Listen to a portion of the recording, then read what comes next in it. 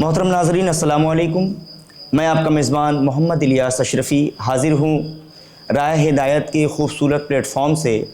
ماہ محرم الحرام کی یہ دوسری نشر ہے۔ آج کی بڑی ہی پیاری خوبصورت شخصیت محترم جناب مفتی مکرم صاحب قبلہ تشریف فرما ہے، حضرت کو خوش آمدید کہتے ہیں۔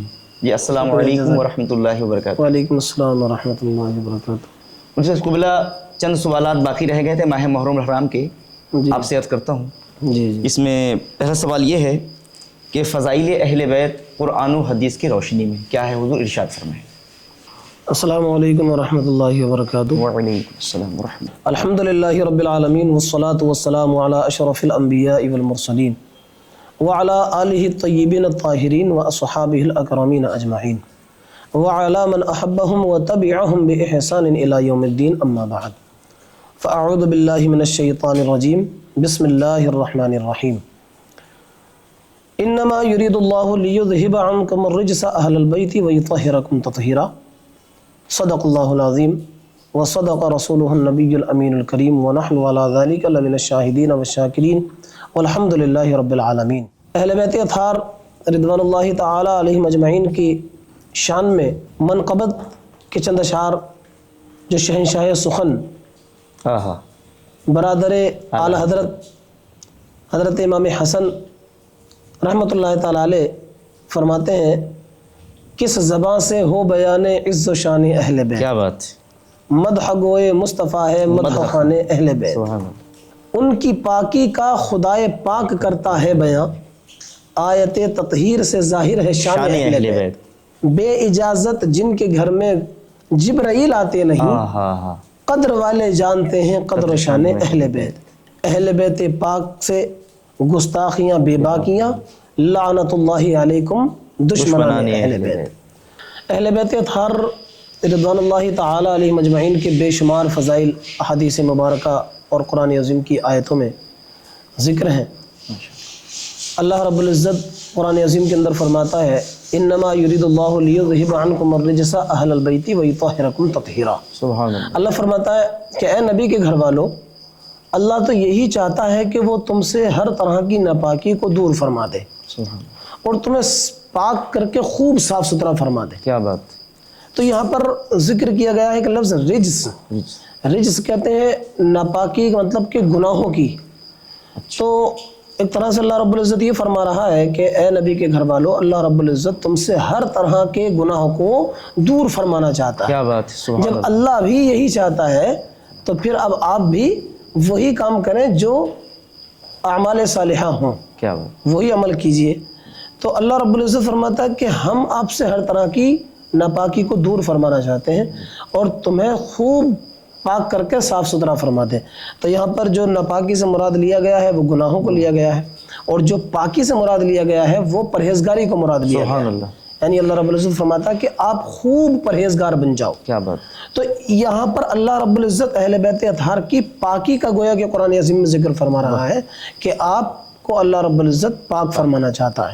اسی طرح ایک اور آیت کریمہ کے اندر اللہ فرماتا ہے، قُلْ لَا أَسْأَلُكُمْ عَلَيْهِ أَجْرًا إِلَّا الْمَوَدَّةَ فِي الْقُرْبَى۔ اللہ نے اپنے محبوب پاک صلی اللہ علیہ وسلم کو حکم فرمایا کہ محبوب آپ اپنے امتیوں سے کہیے کہ میں تم سے کچھ بھی اجر طلب نہیں کرتا سوائے یہ کہ میرے قرابت داروں سے محبت کرو۔ واہ۔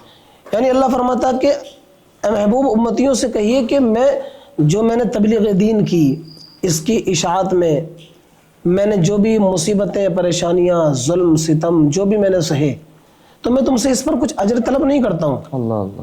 میں اتنا چاہتا ہوں کہ میرے جو قرابت دار ہیں، میرے جو رشتہ دار ہیں، میرے جو خاندان والے ہیں، تم ان سے محبت کرو، کیا بات، بس میں اتنا چاہتا ہوں۔ سبحان اللہ۔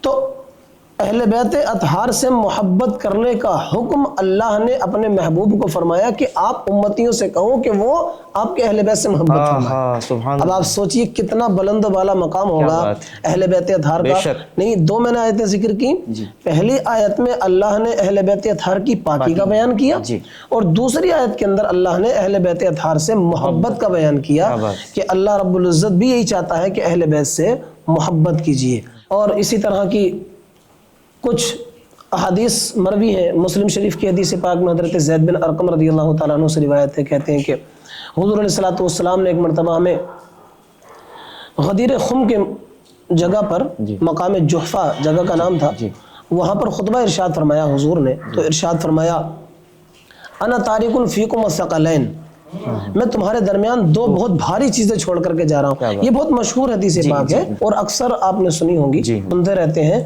تو اس حدیث پاک کے اندر بھی اللہ کے رسول صلی اللہ تعالی علیہ وسلم نے فرمایا کہ میں تمہارے درمیان دو بھاری چیزیں چھوڑ کر کے جا رہا ہوں۔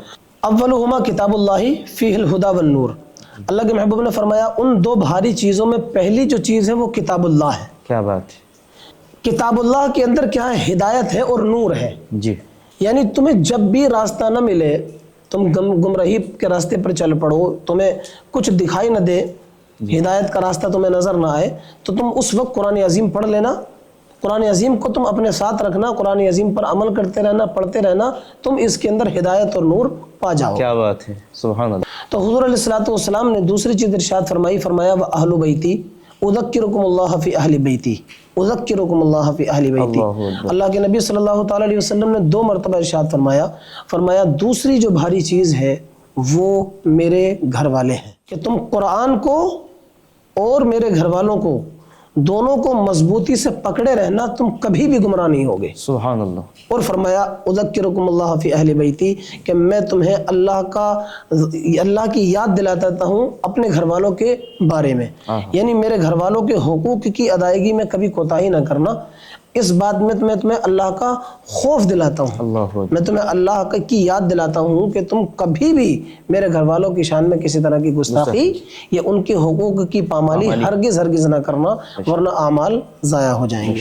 اسی طرح کی ایک اور حدیث پاک ترمذی شریف کی ہے، جس کے راوی حضرت جابر رضی اللہ تعالیٰ عنہ ہے، کہتے ہیں کہ ایک مرتبہ حجۃ الوداع کے موقع پر عرفے کے دن حضور علیہ الصلوۃ والسلام کو میں نے دیکھا کہ آپ اونٹنی پر سوار تھے، تو آپ نے خطبہ ارشاد فرمایا، اللہ کی حمد و ثنا بیان کی، اور اس کے بعد لوگوں سے جب خطبہ ارشاد فرمایا تو آپ نے فرمایا یا ایھا الناس انی تارک فیکم ما ان اخذتم به لن تضلوا، کہ اے لوگو میں تمہارے درمیان ایسی چیز چھوڑ رہا ہوں کہ اگر تم نے اس کو پکڑے رہے، تم نے اس کو مضبوطی سے اگر پکڑے رہا تو تم ہرگز گمراہ نہیں ہو سکتے۔ واہ، ہرگز گمراہ نہیں ہوگے۔ تو حضور نے تاکید کے ساتھ فرمایا لن تضلوا، تم گمراہ ہو ہی نہیں سکتے اگر تم پکڑے رہو گے تو۔ ضمانت ہے حضور کی ضمانت۔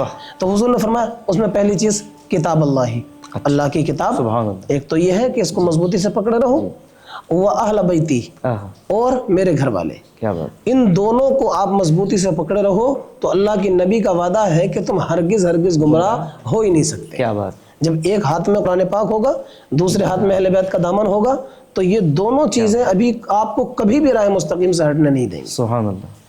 حکم حضور نے اس لیے ارشاد فرمایا تھا کیونکہ اللہ کے نبی صلی اللہ تعالی علیہ وسلم کو اللہ نے قیامت تک کا علم دیا تھا۔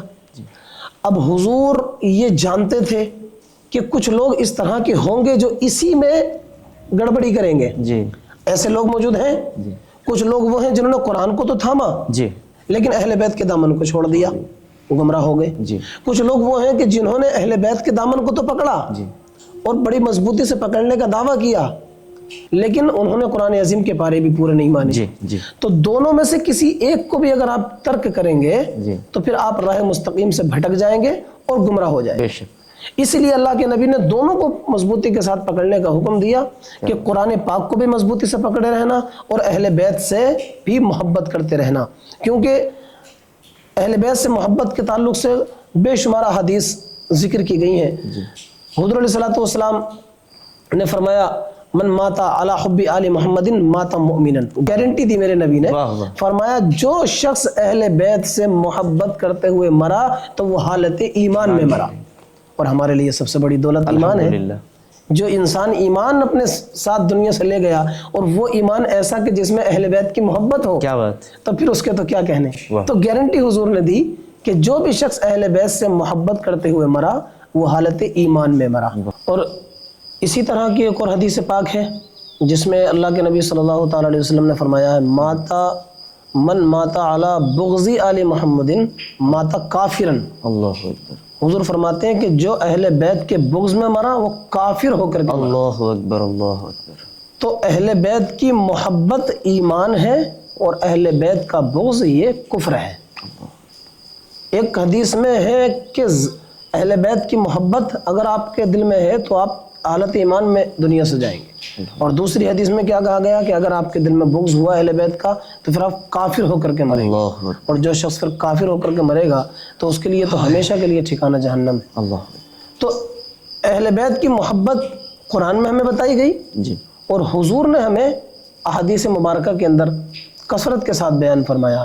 ایک اور حدیث پاک کے اندر ہے، اللہ کے نبی صلی اللہ تعالیٰ علیہ وسلم نے فرمایا، حضرت امام حسن و حسین رضی اللہ تعالیٰ عنہ آپ کے پاس تھے، تو آپ نے فرمایا یا اللہ میں ان دونوں سے محبت کرتا ہوں، تو بھی ان دونوں سے محبت فرما، سبحان اللہ، اور یا اللہ جو بھی ان سے محبت کرے تو اس سے بھی محبت ہائے فرما۔ ہائے ہائے، سبحان تو ہمیں حضور کی دعا ملی ہوئی ہے اللہ، کہ اللہ کے نبی نے یہ فرمایا کہ جو بھی ان سے محبت کرتا ہو یا اللہ تو بھی ان سے محبت فرما۔ سبحان اللہ۔ تو اب ذرا سوچئے کہ ہم اہل بیت میں حضرت امام حسن و حسین رضی اللہ تعالیٰ عنہما یا دیگر اہل بیت اطہار سے محبت کریں گے تو ہمیں حضور کی دعا ملی ہوئی ہے کہ اگر ہم ان سے محبت کریں گے تو اللہ رب العزت ہم سے محبت فرمائے گا۔ سبحان، تو ہم اسی زمرے میں شامل ہیں کہ جو حضور کی دعا میں شامل ہوتے ہیں۔ کیا بات ہے۔